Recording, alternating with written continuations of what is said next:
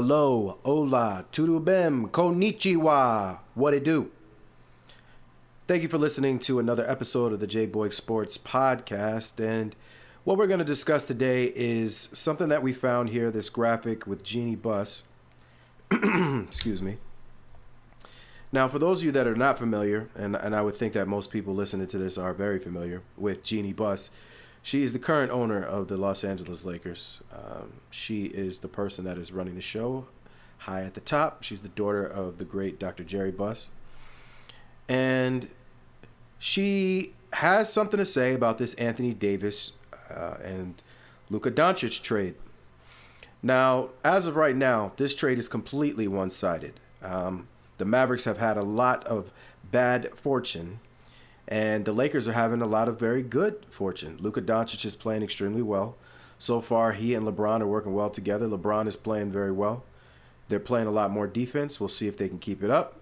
They just beat the Knicks the other night in a very impressive game, one of the best games I've seen this season. But unfortunately, the Knicks lost Jalen Brunson at the end, who was balling, by the way. I think he had like 37 or 39 points, something crazy. He was killing them. Very disappointed in Karl Anthony Towns, though. I felt like he could have played more aggressive. I would love to just see Karl get in the paint, but that's neither here nor there. We're not talking about that in this video. Anthony Davis, right? On his end, he is hurt, so he's out. The first game he played, he had like 26 points and 5 blocks and 19 boards dang near. Maybe not the 19 boards, but he had a lot of boards. In 3 quarters, and then he got hurt, and he left the game, and he hasn't been back since. But unfortunately, we also lost a brother, Kyrie Irving, a few days ago, and that was very sad and tragic, and we're wishing Kyrie a quick recovery. But right now, it's making that trade look very bad. So AD is still out. They also lost Gafford. They also lost Lively, and that's pretty unfortunate as well. But before that, people were saying, oh, well, the Mavericks are going to be much better than the Lakers. The Lakers have proven that that's not the case as of right now, but I will say, me personally, I was among the people that thought the Mavericks would be better. And there's a little bit of me that still feels like if they were healthy, which is not going to happen this year, they actually could have went further than the Lakers. And why is that? Well, I feel that way because of this graphic.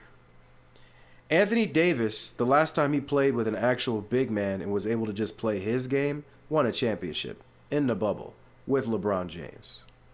He hasn't had a big man to really compliment him since. So he's having to play a much bigger role, putting him on people like Joker, who's a true center.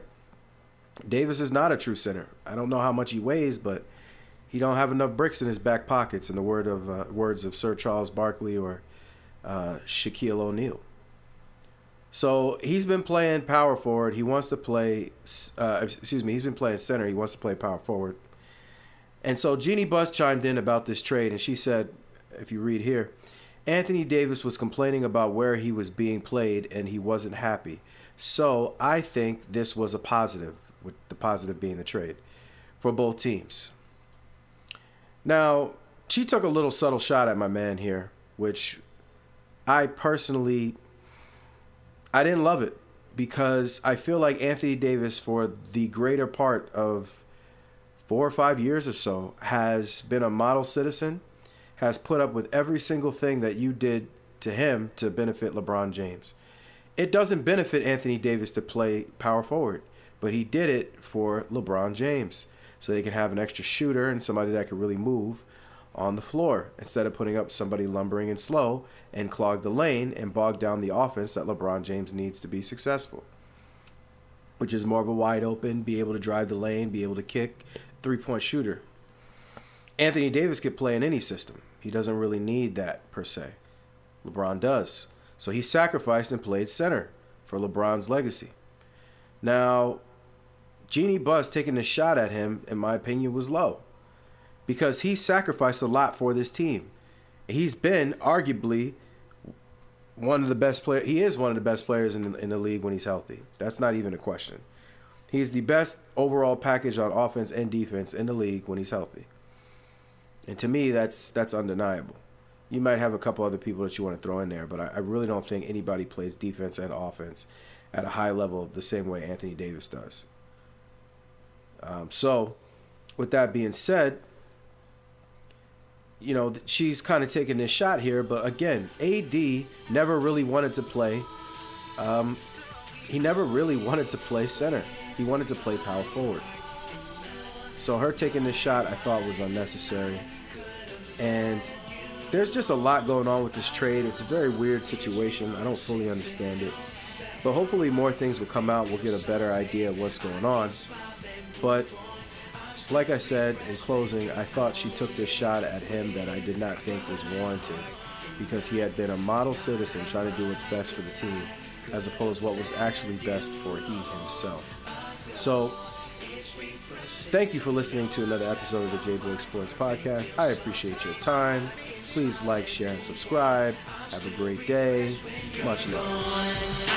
That somehow you never get over leaving me.